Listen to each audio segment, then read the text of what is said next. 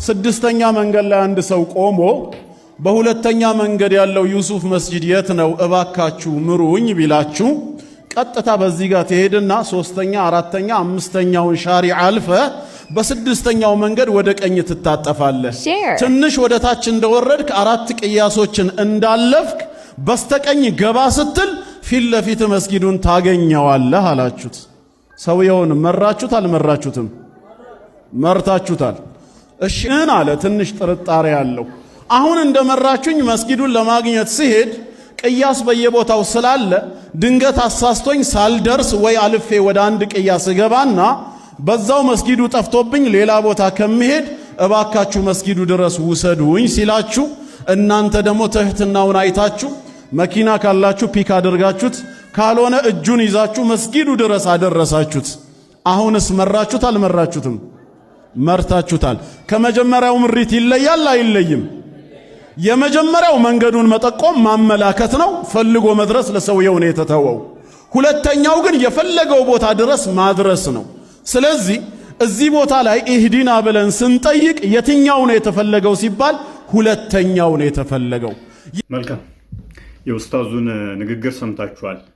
በቀን ውስጥ ከ17 ጊዜ በላይ ቀጥተኛው መንገድ ምራን የምንለው እንዲጠቁመን ብቻ ሳይሆን እንዲያደርሰንም ነው የሚል ትምህርትን ያስተላለፈው። አሁን እዚህ ላይ ከፍተኛ ጥያቄ አለን እኛ፣ በጣም ብዙ ጥያቄ ማለት ነው። ለምሳሌ ሱራ አልበቅራ ወይንም የላሚቷ ምዕራፍ 213 ላይ እና ሱራ ዩኑስ ቁጥር 25 ላይ አላህ የሚሻውን ወደ ቀጥተኛ መንገድ ይመራል ይላል። ምን የሚለውን? የሚሻውን ወይንም የሚፈልገውን። ስለዚህ አንተ በቀን ውስጥ ከ17 ጊዜ በላይ ቀጥተኛውን መንገድ ምራን ስላልክ አይመራህም፣ እሱ ካልፈለገ ማለት ነው።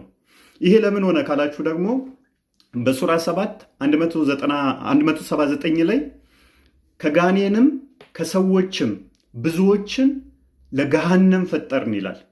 ስለዚህ አላህ የፈጠረው አብዛኛውን ከጋኔንና ከሰዎች ለገሃነም ነው። ስለዚህ የሱ ወደ ቀና መንገድም እንዲመራህ የሱ ፍላጎት ነው። እንደገና ደግሞ አብዛኛውን ገና ሲፈጥርህም አብዛኛውን ሰው የፈጠረው ለገሃነም ነው። ያንተ አስተዋጽኦ ምንም የለውም ማለት ነው። ስለዚህ የአላህ ፍቃዱ ምንድነው? ሰዎችን አብዛኞችን ገሃነም ማስገባት ነው። በተመሳሳይ ሳሂህ አልቡኻሪ 6614 ላይ አዳምና ሙሴ ይከራከራሉ። ሙሴ አዳምን በአንተ ምክንያት እኮ ነው ከገነት የተባረርነው ብሎ ይለዋል። አዳም ምን ቢል ጥሩ ነው? እዚህ ላይ እኔ ከመፈጠሬ 40 ዓመት በፊት አላህ ወስኖ በጻፈብኝ እንዴት ትወቅሰኛለህ ይለዋል። እኔ ከመፈጠሬ ከ40 ዓመት በፊት ነው የተጻፈብኝ ነገር ይለዋል። ከዛ በዚህ ክርክር ላይ አዳም አሸነፈ ይላል ሐዲሱ። ስለዚህ አዳም ኃጢአተኛ ተጠያቂ አይሆንም ማለት ነው። ለምን? አላህ የጻፈበት ነው። አዳም ያንን ባያደርግ ኖሮ እንደውም አላህ ውሸታም ይሆናል። አዳም ያንን በማድረጉ ደግሞ አዳም ተጠያቂ አይሆንም። ለምን? አላህ የጻፈበት ስለሆነ። በተመሳሳይ ሌላ ሐዲስ ላይ ደግሞ አንድ ሰው እድሜ ልኩን መልካም ነገር አድርጎ ሊሞት ገነት ሊገባ አንድ እርምጃ ሲቀረው የተጻፈበት ከመወለዱ በፊት ለገሃነም ከሆነ አላህ መጥፎ ነገር አሰርቶት ገሃነም ይከተዋል።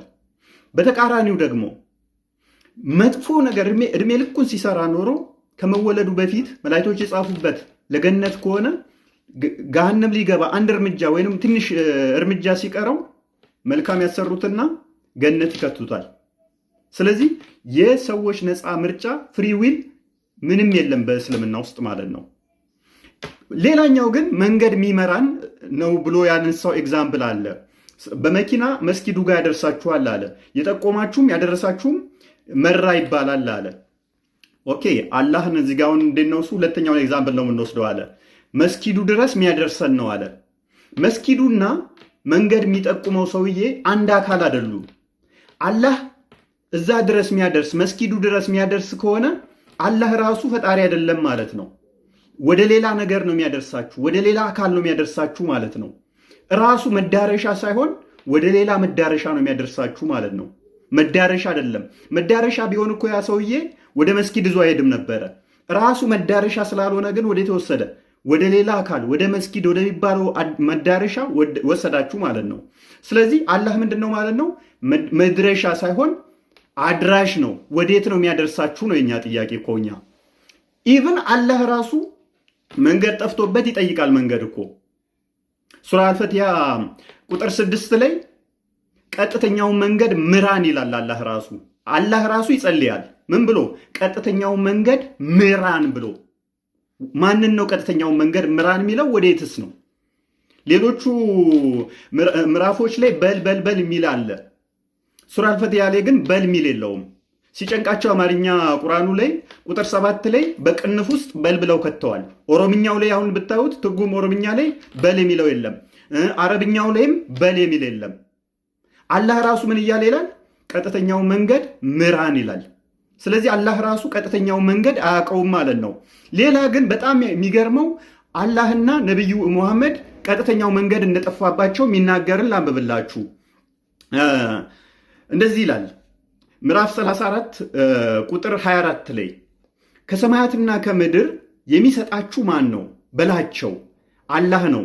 እኛ ወይንም እናንተ በትክክለኛው መንገድ ላይ ወይንም በግልጽ መሳሳት ውስጥ ነን በላቸው። በትክክለኛው መንገድ ላይ ወይንም በመሳሳት ውስጥ ነን በላቸው። ስለዚህ አላህ ምን እያለን ነው? እርግጠኛ አይደለም ማለት ነው። ወይን እኛ ወይን እናንተ ትክክለኛ ነን ወይንም የተሳሳትን መንገድ ውስጥ ነን በላቸው እያለን ነው። ስለዚህ አላህ ሹር አይደለም፣ ሙሐመድም እርግጠኛ አይደለም በመንገዱ ማለት ነው። እርግጠኛ ነው ብትሉ እንኳን ወዴት ነው የሚያደርሳችሁ? ራሱ መዳረሻ እንዳልሆነ ኡስታዙ ባመጣው ኤግዛምፕል ላይ ያሳይተናል። አንድ አካል ካልሆነ ወደ ሌላ ቦታ ነው የሚያደርሳችሁ። ወዴት ነው የሚያደርሳችሁ? ኢየሱስ ግን ምን አለ? ዮሐንስ ወንጌል ምዕራፍ 16 ቁጥር 13 ላይ መንፈስ ቅዱስ ወደ እውነት ይመራችኋል አለ። ወዴት ይመራችኋል? ወደ እውነት። ዮሐንስ ወንጌል ምዕራፍ 14 ቁጥር 6 ላይ ደግሞ ኢየሱስ እንደዚህ ይላል፣ የእውነትና የሕይወት መንገድ እኔ ነኝ፣ በእኔ በኩል ካልሆነ በቀር ወደ አብ የሚመጣ የለም። የእውነትና የሕይወት መንገድ ማን ነው? ኢየሱስ ነው። ስለዚህ የእውነት የሕይወት መንገድ ማን ነው? ኢየሱስ ነው። ወዴት ነው የሚወስዳችሁ? ወደ አብ። የእውነት የሕይወት መንገድ ኢየሱስ ከሆነ መንፈስ ቅዱስ ደግሞ ወደ እውነት የሚያመጣችሁ ከሆነ ወደ አብ የሚኬደው ደግሞ በኢየሱስ ከሆነ ሶስቱም አካላት እዚህ ጋር የተለያዩ ናቸው። ሶስት አካላት አሉ። ሶስት አካላት እንዳሉ አሳይተናል። አላህ ግን ወደ የትኛው አካል ነው የሚያደርሳችሁ? በመለኮት አንድ እንደሆኑ አብና ወልድ ደግሞ ዮሐንስ ወንጌል ምዕራፍ 10 ቁጥር 30 ላይ እኔና አብ አንድ ነን ይላል። ስለዚህ እኛ መንገዱን እናውቃለን። መንገድ፣ ሕይወት፣ እውነት የሆነው መንገድ እናውቃለን።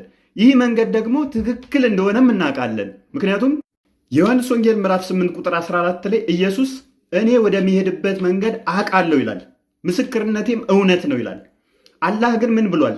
ወደሚሄድበት መንገድ እንደማያውቅ ምዕራፍ 34 ቁጥር 24 ላይ እኛ ወይን እናንተ ተሳስታችኋል እያለ ነው። ኢየሱስ ደግሞ በዮሐንስ ወንጌል ምዕራፍ 8 ቁጥር 14 ላይ መንገዱን እኔ አውቃለሁ ይላል። ዮሐንስ ወንጌል ምዕራፍ 3 ቁጥር 13 ላይ ከሰማይ ከወረደ በቀር ወደ ሰማይ የወጣ የለም፣ እርሱም በሰማይ የሚኖር የሰው ልጅ ነው ይላል። ስለዚህ እኛ ወዴት እንደምንሄድ እውነተኛውን መንገድ እናውቃለን። ዮሐንስ ወንጌል ምዕራፍ 14 ቁጥር 6 ላይ በግልጽ እኔ መንገድ ነኝ፣ እኔ ሕይወት ነኝ፣ እኔ እውነት ነኝ ብሏል። ይህ መንገድ ብዙ መንገዶች ስላሉ እኔ አለ መንገድ ነኝ አለ። ምን አይነት መንገድ? ብዙ አሳሳቶች ስላሉ እውነተኛ መንገድ አለ። ያ እውነተኛ መንገድ ወዴት የሚወስድ ነው? ወደ ሕይወት። ያ ሕይወትስ ወዴት ነው? ወደ አብ። እንደዚህ ነው የኛ መንገድ። አላህ ግን ወደ የትኛው መንገድ፣ ወደ የትኛው እውነት፣ ወዴት ነው የሚወስዳችሁ? አያውቀውም እኮ ራሱ። ሱራ አልፈቲሃ ቁጥር 6 ላይ ራሱ መንገዱን ምሩኝ ይላል። ምዕራፍ 34 ቁጥር 24 ላይ ደግሞ ወይን እናንተ ተሳስታችኋል ወይን እኛ ተሳስተናል ይላችኋል። ስለዚህ ማን ነው ትክክለኛውን መንገድ የያዘው? እኛ እርግጠኛ ነን በመንገዱ። ወዴት እንደምንሄድም ከየት እንደመጣንም ወዴት እንደሚሄድም አስቀድሞ የሚያውቀው የትንሣኤው ጌታ ነግሮናል። እናንተ ግን አታውቁትም።